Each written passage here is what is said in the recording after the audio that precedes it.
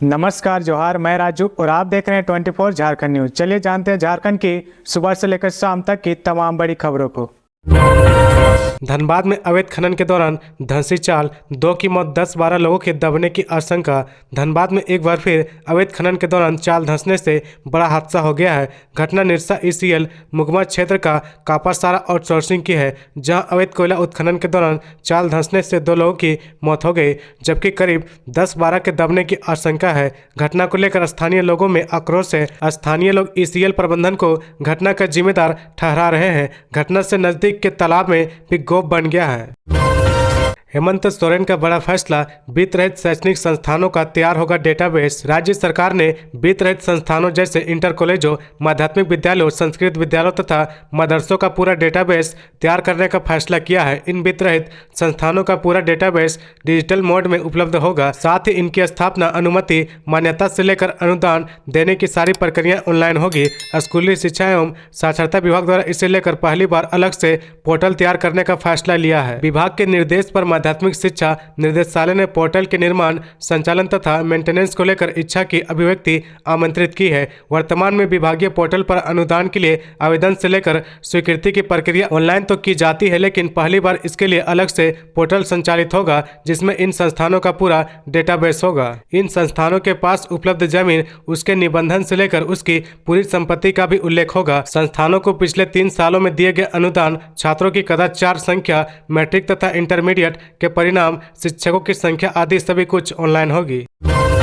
भू माफियाओं पर कसेगा शिकंजा, झारखंड पुलिस ने बनाया प्लान, 3200 से ज्यादा चिन्हित। जमीन विवाद को लेकर होने वाली वारदातों पर लगाम के लिए पुलिस ने राज्य भर में 3213 जमीन माफियाओं को चिन्हित किया है। इनमें से कई पर कार्रवाई शुरू कर दी गई है। संख्या के मामले में सर्वाधिक जमीन माफिया हजारीबाग रेंज में है, यहाँ इनकी संख्या 1100 है। दूसरे स्थान पर रांची, जबकि तीसरे स्थान पर पलामू रेंज है। यहाँ चिन्हित जमीन माफिया की संख्या क्रमशः 889 और 735 है। हालांकि सिमडेगा और धनबाद जैसे कई ऐसे जिले हैं जहां पुलिस ने इनकी संख्या शून्य मानी है। रांची रेंज के 5 जिलों में 889 जमीन माफिया चिन्हित किए गए हैं। इनमें से 655 पर धारा 107 के तहत कार्रवाई हुई है, 104 पर एफआईआर दर्ज की गई है, सीसीए के तहत 35 पर कार्रवाई हुई है।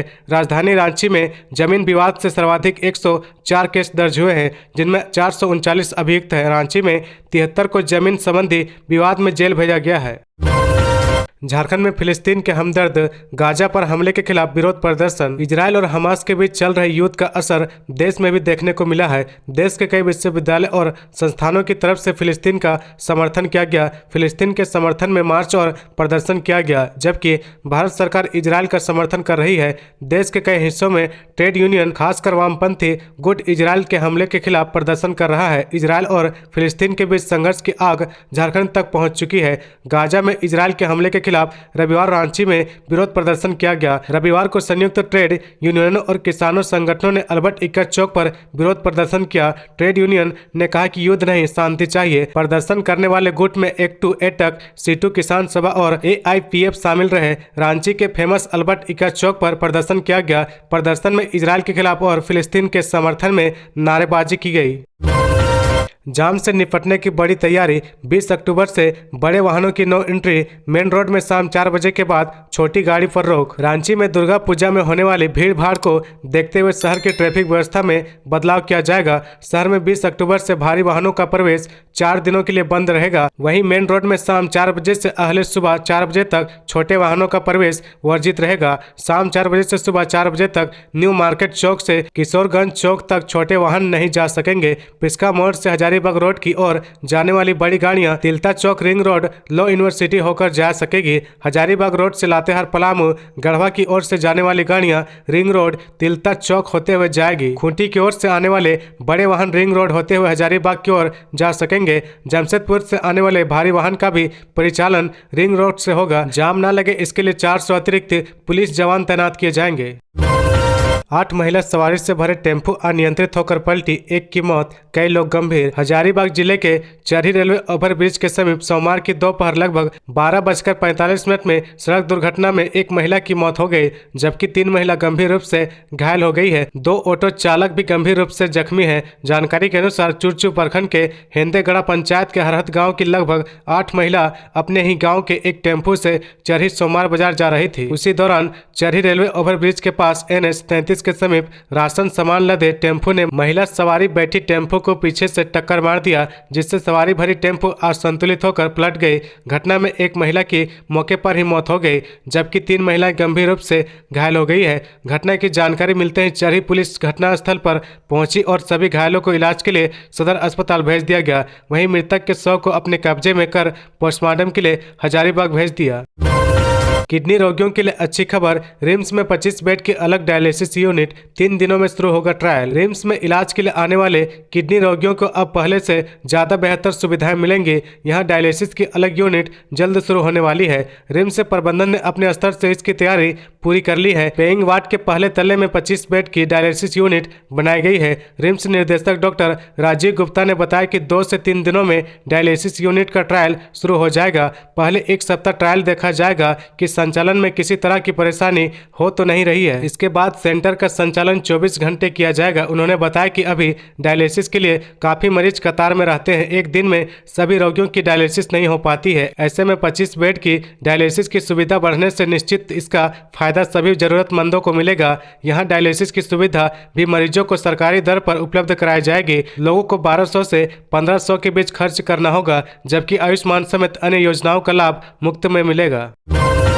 18 अक्टूबर को होगी झारखंड मंत्रिपरिषद की बैठक। मुख्यमंत्री हेमंत सोरेन की अध्यक्षता में झारखंड कैबिनेट की बैठक 18 अक्टूबर को होगी। मंत्रिमंडल सचिवालय एवं निगरानी विभाग की ओर से जारी सूचना के मुताबिक यह बैठक धुरवा स्थित प्रोजेक्ट भवन में अपराह्न 3 बजे से मंत्रिपरिषद कक्ष में होगी। बैठक में कुछ अहम योजनाओं की मंजूरी और प्रस्तावों पर मुहर लग सकती है। बैठक में झारखंड स्थापना दिवस से संबंधित कुछ महत्वपूर्ण फैसले लिए जा सकते हैं। आगे बढ़ने से पहले अगर अभी तक आपने इस चैनल को सब्सक्राइब नहीं किया तो प्लीज सब्सक्राइब कर ले, जिससे आपको झारखंड की हर छोटी से बड़ी खबर की अपडेट आप तक पहुंचता रहे।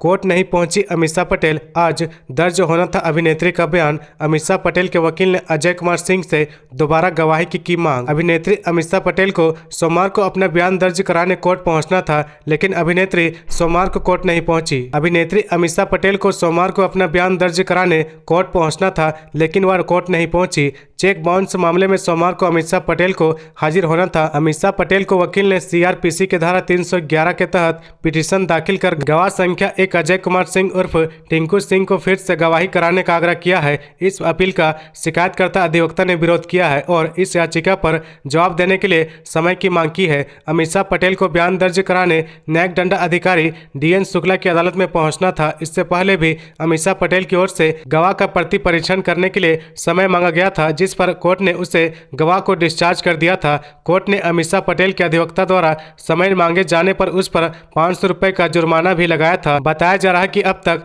जुर्माने की राशि भी नहीं भरी गई है। सीरमटोली पटेल चौक मार्ग बंद, दुर्गा पूजा में होगी परेशानी।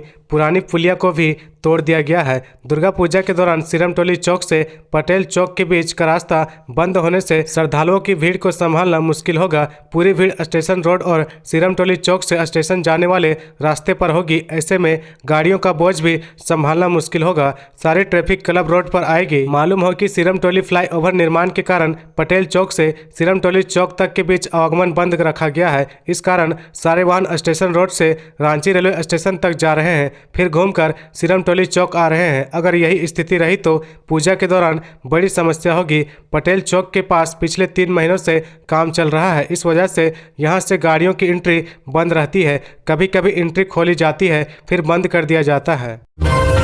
पूर्व IAS विजय सिंह समेत कई बीजेपी में शामिल बाबूलाल मरांडी ने ऐसे किया स्वागत। अपने सैकड़ों समर्थकों के साथ कोल्हन प्रमंडल से retired commissioner Vijay Kumar Singh, retired जज GK दुबे, ललन ठाकुर समेत कई लोगों ने भाजपा का दामन थाम लिया। झारखंड बीजेपी के प्रदेश अध्यक्ष बाबूलाल मरांडी ने बीजेपी का पट्टा पहनाते हुए सभी का पार्टी में स्वागत किया। वहीं आधिकारिक तौर पर नए सदस्यों ने भाजपा में शामिल होने के लिए 8980808080 पर रिंग करके बीजेपी की सदस्यता ग्रहण की है। इस दौरान प्रदेश अध्यक्ष बाबूलाल मरांडी ने कहा कि सिमडेगा के उपायुक्त, मनरेगा के कमिश्नर रह चुके विजय कुमार सिंह सहित सभी लोगों को मैं पार्टी में स्वागत करता हूं। सेवा से निवृत्त होने के बाद आपने जो भाजपा पार्टी को ज्वाइन किया है उससे पार्टी को बहुत बल मिलेगा। लोकसभा और विधानसभा चुनाव के दौरान पार्टी ज्वाइन करने की यह पहल काफी महत्वपूर्ण है। वहीं वह आगे कहते हैं कि देश के प्रधानमंत्री जब से नरेंद्र मोदी बने हैं तब से देश सुरक्षित है। इन 9 वर्षों में तेजी से देश का विकास हुआ है। सड़क पार करने के दौरान हादसा, खलासी की मौत। ड्राइवर से पैसे लेकर खाना खाने होटल जा रहा था खलासी, अचानक हुआ हादसा। हजारीबाग जिले के बरही के धोबियाडीह रिलायंस पेट्रोल पंप के पास सड़क हादसा हुआ। इस हादसे में एक व्यक्ति की मौत हो गई।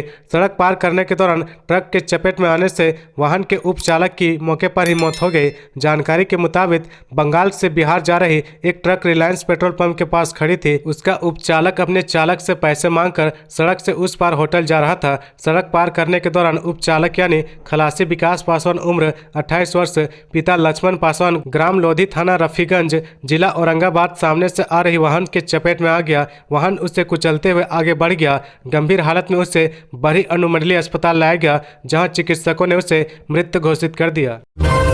बड़े जातियों समूह को साधने के लिए बीजेपी ने खेला बड़ा दांव, अमर बावरी को आगे कर दिया ये संदेश। भाजपा आलाकमान ने बाबूलाल मरांडी के प्रदेश अध्यक्ष बनने के बाद रिक्त हुए नेता विधायक दल के पद पर अमर बावरी को बिठाकर एक साथ कई संदेश दिए हैं। यह भी स्पष्ट है कि क्षेत्रीय दल झारखंड मुक्ति मोर्चा के मुकाबले के लिए पार्टी का फोकस बड़े जातीय समूह को साधने पर है। वर्ष 2019 में हुए विधानसभा चुनाव में भाजपा के हिस्से में 28 आदिवासी सुरक्षित सीटों में से महज 2 सीटें आई थी, लेकिन अनुसूचित जाति के लिए सुरक्षित 9 सीटों में से 6 सीटों पर भाजपा ने कामयाबी के झंडे गाड़े थे। झारखंड विधानसभा में अनुसूचित जाति के लिए आरक्षित 9 सीटों में देवघर, जमुआ, चंदनक्यारी, सिमरिया, चतरा, छतरपुर, लातेहार, कांके और जुगसलाई है। इन आरक्षित सीटों में से भाजपा ने 6 पर जीत दर्ज की थी। देवघर, जमुआ, चंदनक्यारी, सिमरिया, छतरपुर और कांके पर भाजपा के प्रत्याशी जीते थे, जबकि झारखंड मुक्ति मोर्चा ने लातेहार और जुगसलाई सीट पर कब्जा किया। राजद के हिस्से में चतरा सीट आई। इससे स्पष्ट है कि सत्ता पाने की दौड़ में पिछड़ गई भाजपा को उस चुनाव में अनुसूचित जाति के मतदाताओं ने हाथों हाथ लिया था। असम में घर, म्यांमार में ट्रेनिंग, झारखंड को दहलाने की कोशिश में बदमाश, बम बंदूक समेत 4 गिरफ्तार। असम के कोकराझार के 4 आदिवासी युवकों को पुलिस ने अवैध हथियार, बम व अन्य संदिग्ध सामान के साथ दबोचा है। पूछताछ में पता चला है कि चारों ने म्यांमार में हथियार चलाने की ट्रेनिंग ली है। चारों नेशनल आदिवासी डेमोक्रेटिक फोर्स के सदस्य बताए जाते हैं। चारों का इरादा क्षेत्र में किसी बड़ी वारदात को अंजाम देने का था। यह जानकारी एसपी नौशाद आलम ने रविवार को प्रेस वार्ता में दी है। एसपी ने बताया कि शनिवार रात सूचना मिली थी कि बरहेट के भैरो डाव में असम के कुछ अपराधी जुटे हैं। सूचना पर पुलिस ने गांव की घेराबंदी कर एक घर की तलाशी की। मौके से 4 युवक सोचिल हेम्ब्रोम, माइकल मरांडी, सुनीराम मुर्मू, बादल हांसदा को गिरफ्तार कर लिया गया है। इनके पास से एक देसी कट्टा, एक कारतूस, 2 बम, 2 खुखरी, एक डेटोनेटर, NADF का स्टाम्प, सिम कार्ड, लालू भगत से 25 लाख की रंगदारी मांगने के लिए ANDF के लेटर पैड पर लिखा पत्र और ब्लैक लेटर पैड मिला है। इतना ही नहीं, इनके पास से वाकी टोपी और उसका चार्जर भी मिला है। एसपी ने बताया कि चारों पर आर्म्स एक्ट व विस्फोटक अधिनियम के तहत बरहेट में केस दर्ज किया गया है। बिहार के पूर्व मुख्यमंत्री KB साय के पुत्र आशीष कांग्रेस में शामिल, हजारों समर्थकों ने भी थामा हाथ। कृष्ण बल्लभ आश्रम कांग्रेस मैदान में रविवार को बिहार के पूर्व मुख्यमंत्री रहे KB साय के पुत्र आशीष साय हजारों समर्थकों के साथ कांग्रेस में शामिल हो गए। जिला कांग्रेस कमेटी के अध्यक्ष शैलेंद्र कुमार यादव की अध्यक्षता में हुए कार्यक्रम में प्रदेश अध्यक्ष राजेश ठाकुर एवं पूर्व केंद्रीय मंत्री सुबोध कांत साय, कार्यकारी प्रदेश अध्यक्ष शाहजादा अनवर की उपस्थिति में सदस्यता ग्रहण की। राजेश ठाकुर ने कहा कि हमारे नेता राहुल गांधी की भारत जोड़ो यात्रा से पूरे देश का माहौल बदल रहा है। हर वर्ग के लोग कांग्रेस की विचारधारा से जुड़ रहे हैं। मोहब्बत की दुकान खुल रही है। पूर्व मंत्री सुबोध कांत साय ने कहा कि कांग्रेस की तरफ युवाओं का आकर्षण बढ़ रहा है। उसी वजह से आशीष साय ने सदस्यता ग्रहण की है। प्रदेश कार्यकारी अध्यक्ष शाहजादा अनवर ने कहा कि कांग्रेस एक गुलस्तियां है, इसमें सभी जाति धर्म का सम्मान है। भाजपा पूंजीपतियों की सरकार है, उसे जड़ से उखाड़ फेंकना है। देश में INDIA की सरकार बनानी है। तो ये थी आज की झारखंड की टॉप बड़ी खबरें। इसी तरह झारखंड की हर छोटी सी बड़ी खबर देखने के लिए आप हमारे चैनल 24 झारखंड न्यूज को सब्सक्राइब करके बेल आइकन प्रेस कर ले, जिससे आपको झारखंड की हर छोटी सी बड़ी खबर की अपडेट आप तक पहुंचता रहे। तो आज के लिए बस इतना ही। हमें दीजिए इजाजत, फिर मिलते हैं नेक्स्ट न्यूज में।